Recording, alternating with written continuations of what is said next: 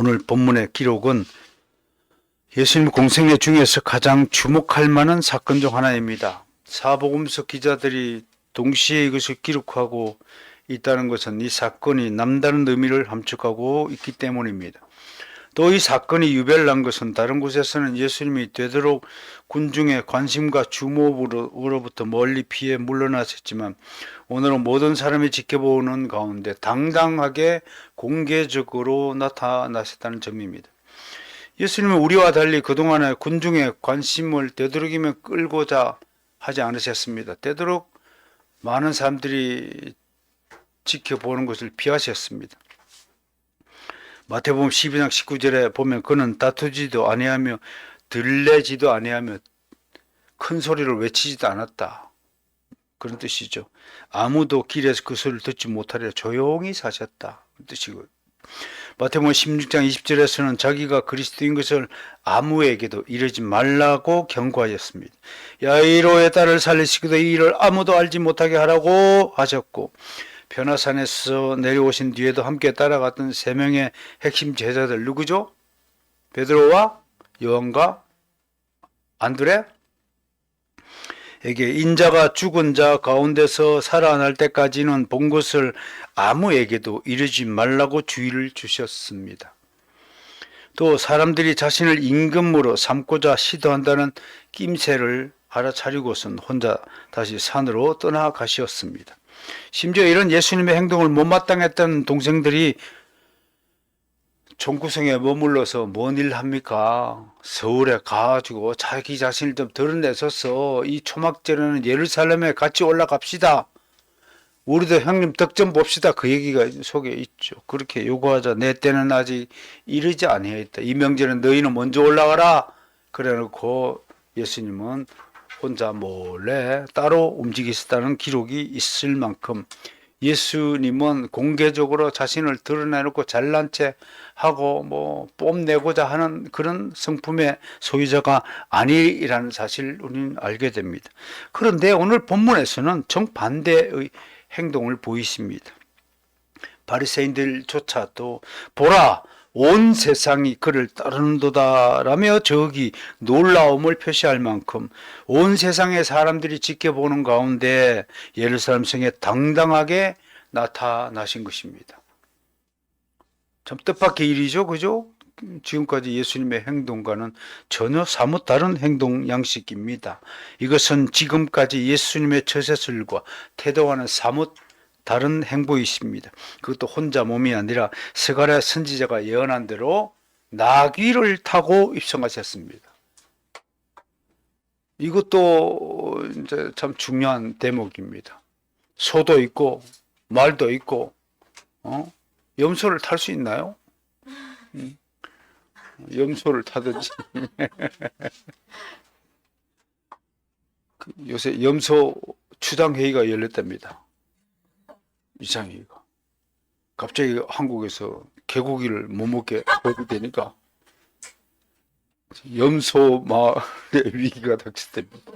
그래서 결론을 내렸대요. 야야 이 사람들아 지금보다 2배 이상 자녀를 낳아라. 그래야 우리 종족이 보존된다. 그런 결정을 내렸다는 후문입니다. 출산율 저조 때문에 걱정인데 아무튼 기도합시다. 시온에 따라 기뻐할지어다. 예루살렘에 따라 즐거이 부를지어다. 보라 내 왕이 내게 임하시나니 그는 공의로우시며 구원을 베푸시며 겸손하여서 나귀를 타시나니 나귀의 작은 것 곧 나귀 새끼니라 라고 스가랴 선지자가 정확하게 예언하였습니다. 스가랴 선지자가 예수님보다 몇 년 전의 사람인가요? 예? 한 500년 전의 분이십니다. 이런 거 보고 참 놀라지도 않군요. 500년 뒤에 일을 지금 일어날 일을 예언하신 거예요. 나귀 새끼를 탄다고. 그냥 나귀가 아니고 나귀 새끼를 탄다고 얘기했는데 실제로 예수님이 나귀 새끼를 탔다니까요. 아이고 참 우리 가운데 누가 저기 10일 뒤에 뭔 일이 일어날 건 예언 좀 해보세요. 그럴 만한 능력을 가진 분이 있어요? 언제 실존주의자 하이데크 얘기입니다만은 사람은 네 가지 사실 분명히 모른대요. 내가 한국인으로 태어날지 알고 태어난 사람 손 들어보세요. 내가 부모를 선택한 게 아니고 부모도 나를 선택한 게 없어요. 어떻게 뭐 결혼해가지고 뭐 하룻밤 보내다 보니까 나타난 거지. 계획하고 뭐 그렇게 나타난 거 아니에요. 출생에 아무런 지식이 없고 의지가 없고 내가 개입할 여지가 없다는 거예요. 어느 학교를 다닐지 내가 이 학교를 선택한 게 아니고 학교로 보내심을 받았다라고 얘기를 했어요. 그래서 한 시간 뒤에 내가 누굴 만날지 모른대요. 내가 언제 죽을지 모른대요. 뭐 그것뿐이겠어요. 그러면서 실종적 존재라는 것은 과거도 없고 미래도 없고 현 존재, 그걸 자인이라고 그래요. 그게 그 사람의 특징이에요. 그 한계를 못 벗어나는 거예요. 철학이 그렇죠. 여러분, 500년 전에 스가랴 선지자가 예수님이 이런 모습으로 예루살렘 성에 입성할 것을 예언한 것은 무슨 능력이겠습니까? 이분이 단지 그냥 점쟁이 능력으로 혼자 마술하는 능력으로 이런 얘기를 했다가 우연히 맞춘 것이라고 생각해 봅시다. 그러면 다른 선지자들이 예고한 것은 어떻게 해서 딱 맞아 떨어진가요? 라고 얘기하면 우리는 하나님의 능력이 하나님의 또 다른 차원이 있다는 것을 믿을 수밖에 없는 것입니다. 이 나귀 새끼를 타고 예루살렘 오셨다는 것은 세 가지 사실을 우리에게 교훈합니다. 첫 번째, 진짜 왕이 임하신 거예요. 가짜 왕은 화려하게 빰바람에 불고 개선장구처럼 난리 피우고 임하였을 것입니다. 그러나 이 왕은 공의로우시며 구원을 베푸시기 위해 이 땅에 오셨습니다. 스가랴 선지자의 입을 통해서 예언된 성경이 응하게 하기 위해서 이런 모습으로 오신 것입니다. 두 번째, 그러나 왕은 지배하고 억압하는 세상의 왕과는 달리 겸손하신 모습으로 오신 것입니다. 왜? 성경에 예고된 우리의 진짜 왕은 섬김의 왕으로 묘사되고 있기 때문에 이에 대한 상징으로 가장 겸손한 동물이라고 알려진 나귀를 타신 것입니다. 세 번째, 이 왕은 오랫동안 백성들이 고대하고 소망했던 왕이었습니다.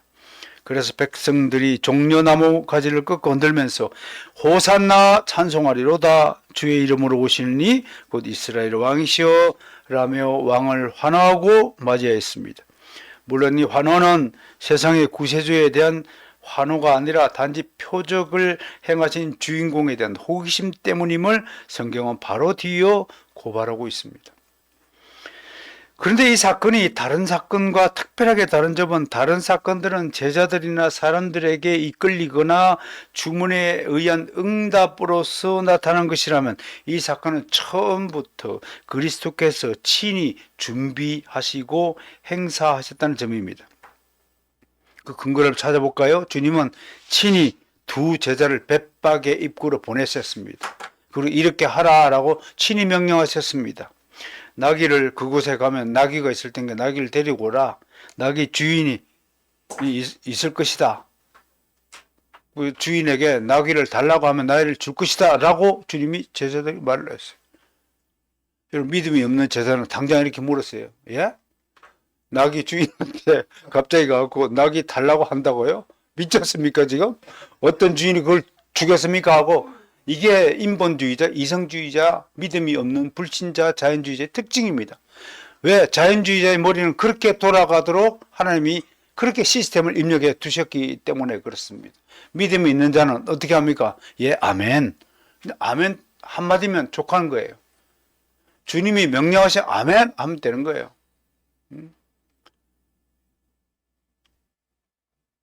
그게 참 잘 안 돼요. 제 자식도 그렇게 숱한 경험을 하고서도 꼭 지식대로 하려고 해요. 나중에 돌아오면 아빠 말이 맞았네? 꼭 그래요. 성질 나요, 내가 이제는. 그럼 꼭 그 얘기 하기 전에 아멘 그러면 될 일을요. 여러분 따라서 합시다. 아멘. 주님 말씀이 맞습니다. 아멘이 그 얘기예요. 주님 말씀이 맞습니다. 여러분 따라가다 보면 지금은 손해보고 뭐 안 되는 것 같이 그래가지고 사람들 하여금 하나님께 어떻게 조치하세요? 불평하고 원망하도록 만듭니다. 그 불평과 원망 속에서 믿음이 자라가도록 하나님이 역사하신다는 사실을 은혜롭게 받으시길 바랍니다. 여러분 출애굽한 백성들이 얼마나 모세 목사님을 대적했습니까? 심지어 이렇게 얘기해서 아이고 그냥 차라리 애굽에서 있게 만들지 못한다고 이렇게 끌고 와가지고 이 고생을 하냐고. 당신 목사 맞아? 망했다. 우리는 얼마나 불평을 했습니까? 이스라엘이 망했습니까? 결국 가나안 땅에 안 들어갔어요? 가나안 땅에 들어갔잖아요. 결국은 버킹엄 두고 보세요. 제 입에서 나온 이 떨어지는 말이 어떻게 성취되는가 기대하세요. 개봉 박두 플러스 영화가 지금 찍혀지고 있어요.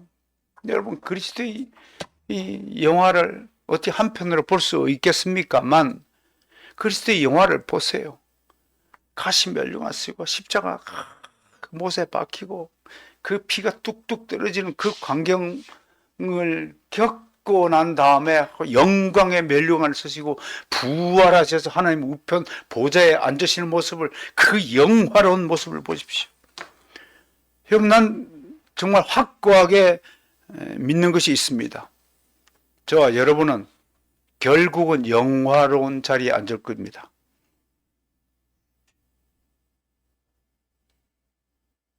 이 땅에서 잘 먹고 잘 사는 것은 영화가 아닙니다.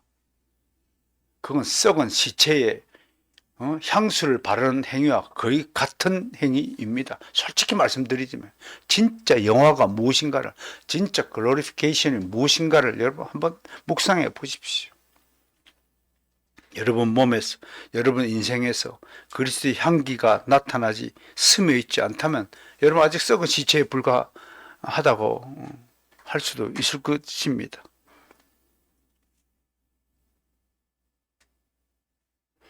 주님은 친히 그 나귀의 임자의 마음을 움직이셔서 그것을 순순히 내어놓도록 하셨습니다.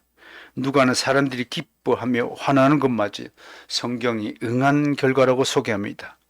함께 할까요? 내가 너에게 말하노니 만일 이 사람들이 침묵하면 돌들이 소리 지르리라. 이게 무슨 뜻인가요? 반드시 그때 예수님이 예루살렘에 입성하면 사람들의 환호 소리가 들릴 것이다. 만약에 이 성경이 말씀대로 이루지 않으면 하나님은 돌들을 통하여 호산나 찬송하리로다.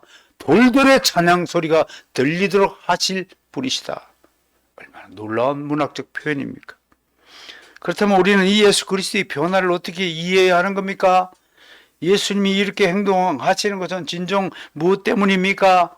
대개 주석가들은 기쁨에 넘치는 군중의 환호를 그리스도의 권능을 입증하는 것이라고 봅니다. 즉 주님이 사람들을 움직여서 그를 왕으로 고백하도록 하셨다는 것입니다. 이런 해석이 있다는 것 그냥 참고적으로 알아두세요. 이런 얘기입니다. 내가 뭔 일을 했는데 사람들이 아무 반응이 없는 거예요. 그러니까 사람들로 하여금 내가 이 일을 했으니까 니들 박수 좀 쳐. 그렇게 하고 박수를 받게 했다는 것 억지 춘향식으로 그런 해석이 있다는 겁니다. 7번 보세요. 이에 대해 아다 핑크, 우리의 위대한 성경 주석가인 아다 핑크가 이렇게 설명합니다. 첫째, 주님은 지금까지 그 앞에 계신 아버지 하나님의 영광과 더불어 행동에 섰으며 또 아버지의 말씀에 완전히 일치하는 가운데 사역을 했습니다. 그가 성육신하였을 때 그는 아버지여 제가 당신의 뜻을 이루러 왔나이다 라고 선포하였습니다. 여기서 우리는 아버지의 계획이 항상 아들의 영광을 고려하는 것임을 상기할 필요가 있습니다. 아버지는 항상 아들이 잘 되기를 바라죠. 아들이 최고의 행복을 구가하는 삶을 살기를 바라죠. 그게 아버지의 심정이죠. 마찬가지예요. 아버지 하나님은 우리 주님께서 이제 모든 사람들의 멸시와 조롱을 극복하고 최고의 영광을 받게 할 계획을 갖고 계셨고, 바로 지금부터 이제 그 계획을 실천에 옮길 그 때가 이르렀다고 하는 것입니다. 이제 하나님이 예수님을 영광의 자리로 올리실 때가 되신 것입니다. 백성들은 이 사실을 알든 모르든 그들은 지금 주님에게 영광을 올리고 있는 것입니다. 그럼에도 두 번째 질문이 떠오릅니다. 예수님은 어째서 나귀를 데려오라 하셔서 그 위에 타시고 왕의 도시로 입성하시면서 백성들이 자신을 환호하는 것을 제지하지 않으셨을까요? 예수님 최고야! 옛날 같으면 예이 사람아 입 닫아, 난 그런 사람이 아니야, 그렇게 하실 분이 예수님 최고야, 호산나와 찬송, 주의 이름으로 오실 이스라엘 왕이야, 최고의 극찬에 지금 표현을 하는데도 가만히 계셨어요. 근데 그 백성들 나흘 뒤에 십자가에 못 박으라고 하던 입입니다. 한 입에서 어찌 쓴 물과 땀물이 동시에 나올 수 있는지 놀랍지 않습니까? 이게 사람이거든요. 그럼 그 이유가 뭘까요? 왜 그 난도일까요? 성경이 그렇게 하라고 명령했기 때문입니다. 아버지의 뜻이기 때문입니다. 성경의 말씀대로 행동하신 대표적인 사례를 제가 소개합니다. 성전을 정화시켰습니다. 공생이 시작하면서 장사치를 다 성전에서 쫓아내셨습니다. 그 시편 69편 9절의 말씀의 성취입니다. 그가 자기 자신에 대해 증언한 것은 구약 성경에 공표된 것과 동일한 것입니다. 너희가 성경에서 영생을 얻는 줄 생각하고 성경을 연구하거니와 이 성경이 곧 내게 대하여 증언하는 것이니라 라고 요한복음 5장 39절에서 이미 예고하였습니다. 십자가에서 목마르다 외치실 때 그것은 그의 고통을 경감하기 위함이 아니라 성경을 응하게 하려 함이었다고 기록하고 있고요. 그리고 오늘 예수님이 왕으로 오신 것은 이미 야곱을 통해 예고한 말씀이 또 이루어진 것입니다. 함께 읽을까요? 규가 유다를 떠나지 아니하며 통치자의 지팡이가 그 발 사이에서 떠나지 아니하기를 실로가 오시기까지 이르르니 그에게 모든 백성이 복종하리로다. 그의 나귀를 포도나무에 매며 그의 암나귀 새끼를 아름다운 포도나무에 매일 것입니다. 어쩌면 스가랴 선지자는 야곱의 이 예언을 기억하고 다시 한번 예고한 것인지도 모를 것입니다. 또 다니엘서 9장 24절 27절 70일에 이 예언은 참 기가 막힌 것입니다. 예수님 오실 때가 69일에가 지났다고 합니다. 계산해 보면. 그러면 이제 예수님이 죽을 때가 일주일 되면 죽는다는 거 아니겠습니까? 69일을 지난 다음에 예수님이 예루살렘 내 거룩한 성에 자기 자신을 나타낼 것이라고 예정했는데 예수님은 정확하게 일주일 앞두고 예루살렘에 입성하고 있는 모습입니다. 얼마나 기막힌 예언입니까? 누가 성경을 인간의 상상으로 고안하는 작품이라고 우기고 있습니까? 누가 다니엘 같은 예언을 할 수 있단 말입니까? 이제 우리는 이 사건이 복음서 전반에 걸쳐 가장 정점에 서 있는 이야기임을 알게 됩니다. 예수님의 공생에 있어서도 영원한 이스라엘 왕으로서 드디어 자신의 신분을 만천하에 공개하고 나타나신 이 사건은 최고의 절정에 서 있습니다. 이것은 곧 그가 메시아임을 스스로 선언하는 것이며 또 아버지의 말씀에 따라 자신에게 주어진 운명을 순순히 받아들인다는 순종의 표시입니다. 그러나 정작 예루살렘을 보신 주님은 슬픔에 잠기셨습니다. 이렇게 한탄하셨군요. 너도 오늘 평화에 관한 일을 알았더라면 좋을 뻔하였거니와 지금 내 눈에 숨겨뒀도다 라고 한탄하셨습니다. 이사야서에서는 슬프다 아리엘이여 아리엘이여 아리엘이여 무너진 예루살렘 성화하고 망한 예루살렘을 아리엘이라고 이름을 부르시면서 슬퍼하는 모습이 그려져 있습니다. 예수님은 자신이 마지막으로 바라보는 예루살렘의 운명을 아신 것입니다. 장차 예루살렘이 당할 고난의 상처들이 눈에 아른 것이었습니다. 사람들은 지금 환호하고 기뻐하고 뛰며 춤추지만 곧 이곳에 닥칠 어두운 그림자가 못내 슬펐던 것입니다. 저는 이 부분에서 미래를 안다는 것은 결코 우리를 행복하게 만드는 것이 아니라고 생각합니다. 한 사람의 미래를 안다고 칩시다. 만약에 그 미래가 정말 아름다운 것이라면 너무나 기쁘겠지만 혹시 그 미래가 정말 처참한 것이라면 얼마나 그 미래를 담고 있는 그 인생이 불쌍하게 보이고 안타까워 보이겠습니까? 예수님의 심정이 바로 그런 것입니다. 예수님은 전지전능하신 분이십니다. 과거, 현재, 미래를 모두 다 한눈에 꿰차고 계신 분 아니겠습니까? 그러나 예수님은 자신에게 주어진 시간 안에서 아버지로부터 받은 사명을 안고 점점 십자가로 가까이 다가가야 했습니다. 예루살렘 성이 무너지지 않으면 너무나 좋겠지만 그 모든 것은 아버지의 뜻과 계획대로 이루어진다는 것입니다. 이런 예수님의 심정을 여러분 마음속에 담고요. 제가 밑에다가 이렇게 기도문을 썼습니다. 하나님, 제 인생이 어떻게 끝날지는 모르지만 예수님이 걸어가신 그 길처럼 저에게도 제 인생에도 아버지 하나님의 뜻과 계획이 있는 줄 믿습니다. 제 인생의 길에도 아버지의 뜻과 계획이 그대로 성취되어지기를 바랄 뿐입니다. 여러분에게도 이 소망의 마음이 함께 자리 잡았으면 참 좋겠다는 말씀을 전합니다. 자, 오늘 본문은 크게 5가지 이야기로 구성되어 있습니다. 첫 번째 이야기입니다. 12절을 보니까 명절에 예수께서 예루살렘에 오신다는 소문이 들렸습니다. 지금 체포영장이 발부된 상태죠. 근데 공개된 장소에 당당하게 한 것은 그냥 스스로 잡히겠다, 체포되겠다라는 뜻과 마찬가지겠죠. 이런 상태에서 예수님의 공개적인 행보는 극히 조심스러운 것이었죠. 근데 유대인이라면 한 사람도 예외 없이 참석하는 6월절 최대 명절이 다가오니까 사람들은 보통의 경우라면 예수님이 당연히 예루살렘을 방문할 것을 여기지만 이번에는 특별한 사정이 있으므로 직접 방문을 할지 매우 궁금해했습니다. 이렇게 군중은 호기심으로 가득 찬 무리입니다. 이런 부류는 다른 사람의 움직임이나 소문에 민감합니다. 그래서 이리 왔다 저리 갔다 하는 겁니다. 이것을 부유족, 떠다니는 족이다, 원더러라고 이야기합니다. 이게 세상 사람들의 특징이에요. 여러분, 거듭난 사람과 거듭나지 못한 사람들의 결정적인 차이가 기준을 가지고 사는 인생과 기준이 없이 그냥 자기를 기준으로 삼고 사는 인생과의 차이라고 말한 바가 있습니다. 우리는 하나님이 절대 기준입니다. 하나님의 말씀이 절대적 우리 기준입니다. 절대적 규범이고 법입니다. 하나님이 옳다 그러면 옳은 것이고 하나님이 그러다 그러면 그런 것입니다.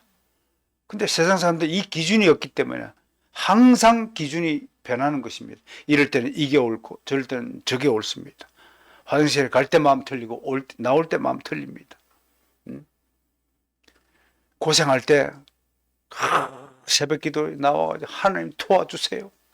이번 한 번만 살려주시면 제가 충성하겠습니다. 그래서 하나님이 슬쩍 한번 요구를 들어주면 한 석 달밖에 못 갑니다. 하나님 제가 좀 바빴어요. 좀 이따 뵙겠습니다. 그게 인간의 심정이죠. 이런 부의족이 아니라 우리는 하나님의 밧줄에 그리스도의 몸에 붙은 지체가 됐다는 사실을 잊지 마시기를 바랍니다. 두 번째 13절과 14절에 보니까 온 백성이 나귀를 타고 왕으로 오신 예수님을 크게 기뻐하며 맞이했습니다. 반신반의하던 사람들 앞에 예수님이 진짜로 나타나신 거죠. 그런데 예수님이 성경의 예언대로 나귀 새끼를 타고 나타나신 거예요. 만유의 창조주시오 상속자시오 심판의 주권을 가진 주님은 얼마든지 거대한 동물을 굴복시켜 나타날 수 있었습니다. 사자 등을 타고 나타나서도 되실 분이었습니다. 그런데 주님은 나귀 새끼를 타고 나타났습니다. 그것은 사람들을 안심시키기 위한 하나님의 배려였습니다. 나귀 새끼를 타고 오시는 분을 두려워할 필요가 없습니다. 옛날에 포에니 전쟁 로마 카르타고 명장 한니발은 로마를 진격하면서 코끼리를 부대를 데리고 가가지고 로마 군대를 깜짝 놀라게 했다는 전설 같은 이야기 있잖아요. 하나님의 코끼리를 동원해서라도요, 용을 만들어갖고 용의 날개를 타고도 예루살렘에 입성하실 그런 분이실 것입니다. 근데 나귀 새끼를 타고 오신 것은 사람들이 만약에 사자를 타고 오시면 다 놀래가지고 또 도망갔을 것 아니겠습니까? 나귀를 누가 무서워합니까? 예? 그래서 나귀를 타고 오신 겁니다. 스가랴 선지자는 이렇게 얘기해요. 시온에 따라 두려워 말라. 우리에게 오신 우리 주님은 영광의 왕이시지만 우리를 섬기기 위해서 오신 겸손의 왕, 그러므로 그분은 사랑의 왕이시니까 우리가 두려워할 필요가 없는 분이신 것입니다. 이때 아마 성경의 일각에 있는 어떤 한 사람이 소리쳤을 것입니다. 군정 가운데 왕이 나타났다. 그러자 사람들의 분위기가 일순간에 바뀌었습니다. 너도 나도 종려 나무 가지를 꺾고 예수님을 맞이해 있습니다. 이것은 기쁨의 표시요 명절의 징표였습니다. 초막절에는 너희가 아름다운 실과와 종려나무 가지와 취하여 너희 하나님 여호와 앞에서 즐거워할지라고 하였습니다. 분위기가 고조되자 이제 곳곳에서 찬송이 흘러나왔습니다. 이때 불렀던 찬송 멜로디가 히브리인들 사이에서 구전되어 나온답니다. 근데 묘하게 이때 불렀던 찬송이 우리나라 아리랑과 거의 비슷한 곡조라고 주장하는 사람들도 있습니다만 뭐 증거가 없으니까 참고적으로 알아주시기 바랍니다. 호산나 찬송하리라. 혹시 호산 아리랑 아리랑 아라하리 호산나 호산나 찬송하라 뭐 이렇게 부를 수도 있었다고 상상해 봅시다. 이게 찬송 소리가 호산나라는 뜻은 히브리 호시아나 우리를 구원하소서 라는 뜻을 그 단어에서 유래했다는 것입니다. 이제 백성은 주의 이름으로 오시니 곧 이스라엘 왕이시여 라고 예수님을 칭송합니다. 여기서 우리는 사람의 칭송에 속아서는 안 된다는 교훈을 얻습니다. 사람은 순간적인 감정에 의해 다른 사람을 칭송할 수 있습니다. 그러나 사람은 언제든지 배신합니다. 특히 가까운 사람일수록 배신할 확률이 더 높다는 통계조사는 우리를 주눅들게 만듭니다. 한 정신과 의사는 절대로 다른 사람에게 자신의 약점이나 비밀을 털어놓지 말라고 조언합니다. 그 사람이 결정적일 때 나의 비밀과 약점을 알고 내 뒤통수를 때린다고 충고하고 있더라고요. 어떻든 이런 처사술도 지혜롭게 잘 습득하여서 잘 사용하시기를 바랍니다. 세 번째 이야기는 15절 16절 이야기입니다. 제자들이 이 사건은 성경 예언이 성취된 것으로 뒤늦게 깨달았다는 이야기입니다. 제자들은 거의 3년 이상 예수님과 동고동락하며 예수님의 가르침을 받고 지냈습니다. 그러나 땅에서 난 제자들은 땅의 소리는 익숙했지만 하늘의 소리, 영생에 관한 말씀, 진리와 생명에 관한 말씀에는 둔감한 자들이었습니다. 어떤 학자는 이렇게 얘기해요. 여러분이 왜 오른손잡이가 됐죠? 어릴 때부터 오른손만 쓰다 보니까 오른손잡이가 됐어요. 왜 왼손잡이가 됐죠? 어릴 때 자기도 모르게 왼손으로 밥을 먹다 보니까 굳어진 거예요. 여러분, 우리가 왜 땅의 얽매인 자가 됐죠? 땅에 살다 보니까 땅의 얽매인 자가 된 거예요. 하늘의 삶이 또 다른 인생이 있는데도 불구하고 우리는 여전히 땅의 삶만 눈으로 보고 땅의 삶에 익숙해져 가지고 땅의 소리에 익숙해져 있다는 것입니다. 그래서 제자들이 잘 깨닫지 못하는 거예요. 제자들만 그런가요? 우리도 그런 거예요. 중요한 것은 우리도 제자들처럼 하나님 뒤에 둔감하고 아둔한 자들이었다는 것입니다. 항상 모든 일이 다 이루어지고 시간이 지나야 겨우 이해하고 알게 되는 무지한 자들입니다. 제자들이 그랬던 것처럼 우리도 그리스도 안에서 은혜와 그리스도를 아는 지식 안에서 자라나야 합니다. 분명한 것은 믿으면 믿을수록 하나님은 우리의 이해력을 높여주십니다. 그래서 로마서 1장 17절 한번 보세요. 믿음의 로마서 1장 17절 한번 보십시다. 그래서 우리가 믿음에서 자라나야 하는 겁니다.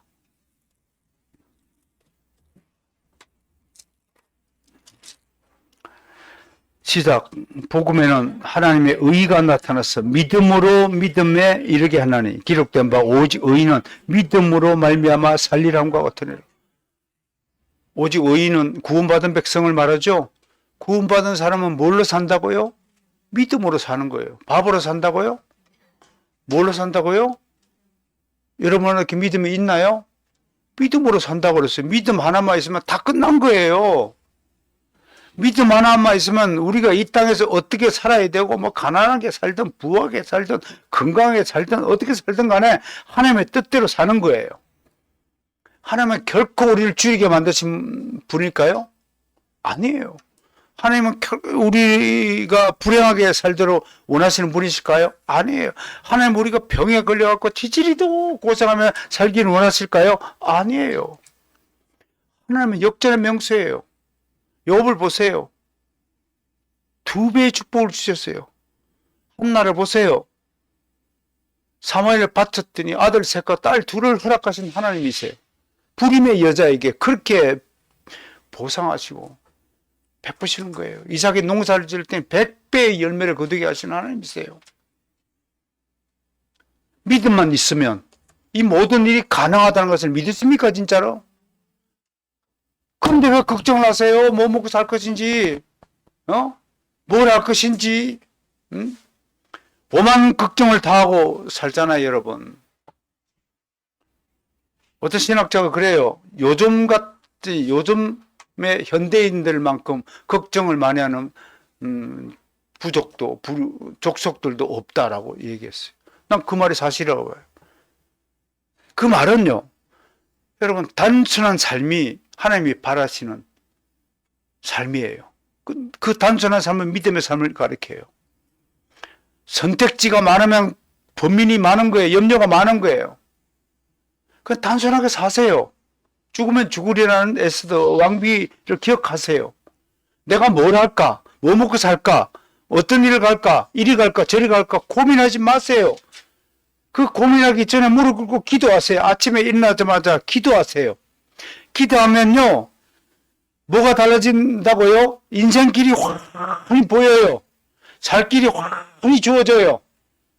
새로운 만남이 이루어지고, 새로운 직업이 일터가 주어지고, 새로운 희망이 생기고, 기도하지 않으면 고민이 생기고, 오늘 고민 하나에다가 내일 고민 하나가 더해져서 염려, 불안, 불신이 생기고, 불평이 생기고, 원망이 생기고, 두려움이 생기는 거예요. 어째서 믿음을 더하려고 하지 않고 매일같이 걱정을 더하고 살아야 됩니까? 우리가요. 오직 의인은 뭘로 산다고요? 믿음으로 산다. 근데 그 믿음을 어떻게 하라고요? 믿음으로 믿음에 이르게 해야 한다라고 오늘 가르치고 있습니다. 앞에 믿음을 하나님이 주신 믿음이라고, 선물로 받은 믿음으로 해석하고, 뒤에 믿음은 그리스도를 아는 지식에서 자라가는 믿음을 이야기한다고 해석을 하는 겁니다. 이 믿음만 있으면 살리라, 죽지 않으리라, 살리라 라고 분명히 약속했습니다. 믿음은요, 하나님의 약속을 믿는 것입니다. 지금까지 하나님은 성경에 하신 그 약속의 말씀을 단 한 개도 어기지 않으셨습니다. 심지어 연약하고 죄 많고 부끄럽고 부족한 죄도함 이 개인에게도 하신 약속, 모든 약속을 다 이루었고 지금도 이루어가고 있다는 사실을 저는 믿어 의심치 않습니다. 그래서 저에게 마스터스의 길을 주셨습니다. 이 일은 저는 목숨을 걸고 성취해야 할 하나님의 명령입니다. 이 명령은 부담이 아니라 너무나 큰 기쁨의 명령입니다. 그래서 쉼 없이 이 길을 걷고 있는 겁니다. 저는 모든 만남은 마스터스 때문에 만나고 있습니다. 지금 모든 돈도 마스터스 때문에 절약하고 아끼고 모으고 있는 겁니다. 이게 저와 여러분들이 다른 점일 것입니다. 예수 그리스도는 모든 공생의 사역을 하나님의 뜻에 맞춰서 사셔야 됩니다. 그것이 우리와 예수 그리스도가 다른 점이었을 것입니다.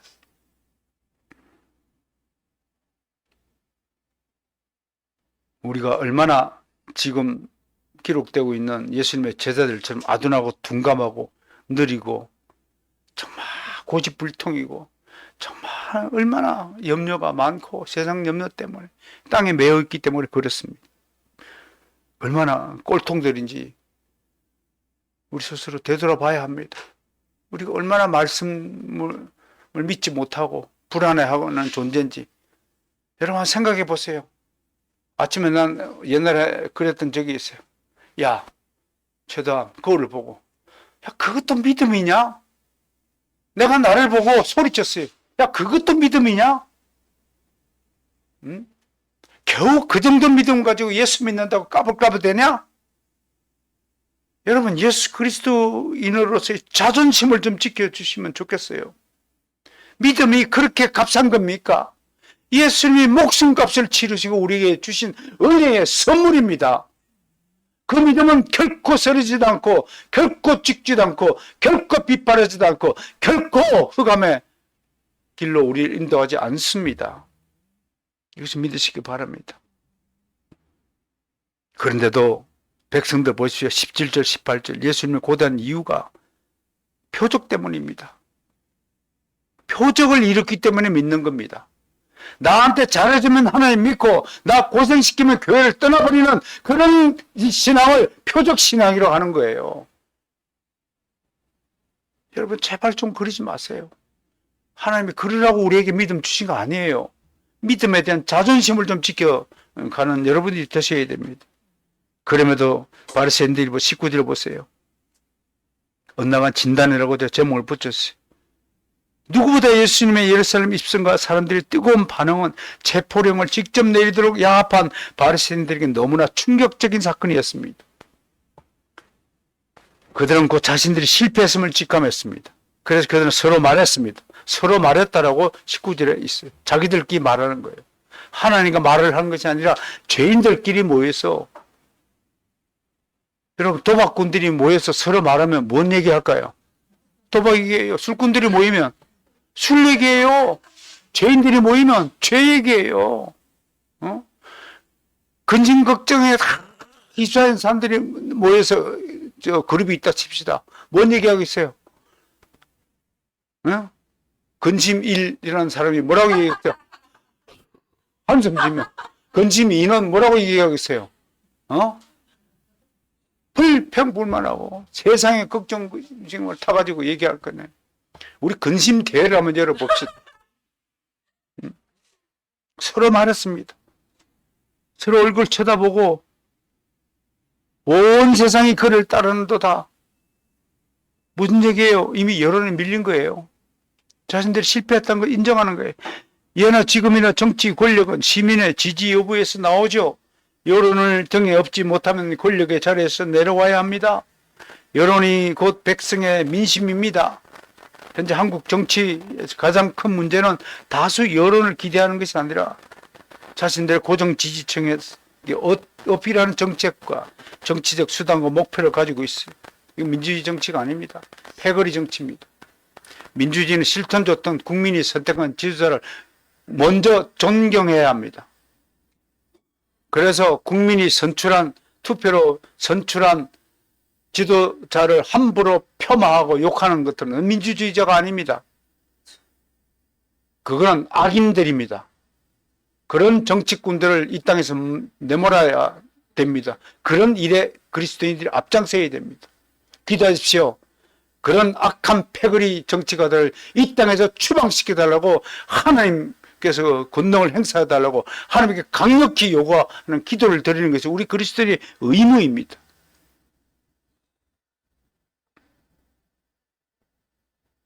저는 지난번 정부의 대통령 참 싫었습니다. 저랑 우리는 기독교랑 사상이 완전히 달라서 180도 다른 분이라서 싫었습니다. 그럼에도 하나님이 그분을 우리의 대통령으로 세우신 이유가 있기 때문에 우리 주일마다 기도했잖아요. 그분을 위해서요.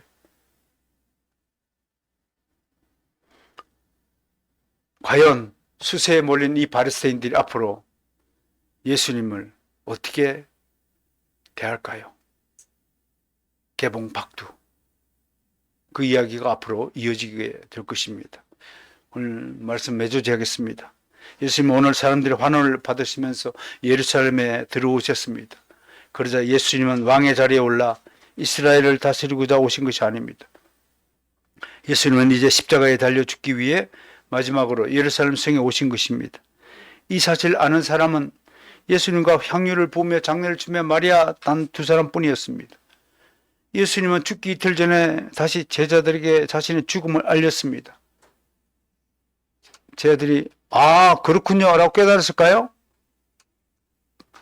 죽기 이틀 전에 얘기를 해도 못 믿었습니다. 깨닫지 못했습니다. 예수님이 죽고 부활하신 후에 겨우 이 말씀을 회상했다라고 성경은 기록하고 있습니다. 무엇보다 예수님은 성경을 응하게 하시려고 오늘 체포되어 죽을지도 모를 예루살렘을 방문하신 것입니다. 어찌 보면 예수님은 자신의 모든 사역을 성경에 묶어 두신 것처럼 보입니다. 자신의 자유의지대로 행치 못하고 아버지께서 미리 계획하신 대로 따라 나섰다는 비평도 있습니다. 저는 이런 비평하는 사람 보면 좀 공부 좀 더 했으면 좋겠다는 안타까운 마음이 있어요. 꼭 여기에만 머물러 있으니까 자기 수준에 맞춰서 하나님의 지식을 자기 지식의 세계로 끌어내리는 잘못을 범하고 있는 거죠. 예수님은 자기 뜻대로 하지 않고 아버지 뜻대로 한 것은 그냥 무작정 로봇처럼 따라간 것이 아닙니다. 아버지의 뜻을 정말로 존경하고 아버지의 뜻은 완전 무결하기 때문에 더 이상 따지고 묻고 할 것도 없이 무조건 아버지의 뜻과 계획대로 따르면 된다라고 하는 것이 예수님의 믿음이었고 예수님의 순종이었다는 것입니다. 그래서 저는 예수님보다 더 철저한 성경주의자는 없다고 봅니다. 우리 타락한 사람들의 심리가 뭔 줄 아세요? 꼭 다른 사람이 만들어준 대로 그대로 따라하는 것을 자존심이 상한 문제를 인식하는 게 문제라는 겁니다. 그럴 수도 있습니다. 사람이 만든 것은 불완전한 요소가 있기 때문에 그대로 100% 따라 하는 것이 좀 부담스럽기도 합니다. 군대 가서 우리 각계 전투를 합니다. 훈련을 합니다. 막 철조망 밑에 막 기어다닙니다. 그러다 진짜 총도 아니고 나무총을 가지고 막 무릎을 꿇고 갑니다. 궁시렁궁시렁 되는 소리가 들릴까 안 들릴까요? 지금 이 전자들이 와고 드론이 막 공격하고 이 시대에 이게 왜 하냐고 말이야. 궁시렁궁시렁 됩니다. 그런데 다 이유가 있어서 그런 훈련 과정을 만들어 둔 겁니다. 여러분, 이게 어떻게 팔꿈치가 한번 까져가지고 피가 안 나본 놈이 무슨 전투를 합니까? 무릎이, 기어가면서 까져서 피가 안 나본 놈이 무슨 군인이 됩니까? 그래서 일부러 그거 시키는 겁니다. 그 고통의 아픔을 알아야 피의 소중함을 알아야 전우의 생명을 구할 수 있는 겁니다. 공신ung 되는 거죠. 예수님은 철저한 성경주의자였다는 것 모자랐어요? 아니에요. 완전 무오하신 하나님을 절대적으로 믿고 신뢰했기 때문에 그럴 수 있는 겁니다. 여러분의 믿음도 마찬가지입니다. 여러분들이 정말로 참된 믿음을 가졌다면 하나님이 하시는 모든 행사를 절대적으로 신뢰하십시오. 과연 우리의 모든 행동이 하나님의 뜻에 따라 일어나고 성취된다는 것을 얼마나 믿고 사는 것일까요? 과연 얼마나 성경을 철저하게 신뢰하는 것일까요? 우리 앞에 많은 선택지가 놓여 있습니다. 특히 과거에 사는 사람들보다 현대인들은 과학 문명의 발달로 인해서 수많은 문명의 혜택을 받아 누리고 삽니다. 그런데 다른 뜻으로는요, 수많은 불행을 더 많이 떠안고 산다는 것과 같은 뜻입니다. 저는 감히 말합니다. 선택지가 많은 것은 결코 행복의 조건이 될 수 없습니다. 단순하게. 그냥 물이면 물. 그거 하나만 있으면 됩니다. 근데 슈퍼마켓 갔더니 어떤 물을 사야 될지 모르겠어요. 옛날에는 물 그냥 수돗물에 꼭지 배우고 먹으면 물 먹는 거예요. 지금은 삼다수부터 시작해가지고 심청수부터 시작해 수많은 물들이 있어요. 그 같은 물인데도 난 그래서 통제라. 이게 불행이구나. 이게 행복의 조건이 아니구나. 옛날에는 물 사는데 시간 낭비할 필요가 있어요, 없어요? 아무 때나 손으로 그냥 이렇게 퍼마시면 물이었어요. 근데 지금은 골라야 됩니다. 시간 낭비해야 됩니다. 정신을 쏟아야 됩니다. 이게 행복일까요? 아닙니다. 만약에 여러분 그리스도가 두 분이었다면 어떻게 됐을까요? 그리스도가 한 10명쯤 됐다면 어떻게 됐을까요? 참 좋을 것 같아요? 왜? 다양한 선택지가 있으니까. 얼마나 자유로운 자유를 하나님 우리에게 주셨습니까? 그리스도가 10분이나 되시니까요. 그게 행복일까요? 아니요. 한 분이신 그리스도만 생각하면 이 단순한 삶을 위한 하나님의 이 은혜의 조치를 진짜 감사해야 됩니다. 이번 한 주간 여러분요, 좀 단순해지는 훈련을 하는 한 주간이 되길 바랍니다. 속에 기도는 하지 않으면서 생각은 많이 한다. 그게 저주받은 결과입니다. 생각하지 마시고 기도하십시오. 그러면 하나님이 생각을 심령 속에 부어주십니다. 이것을 여러분 강력하게 제가 권유합니다.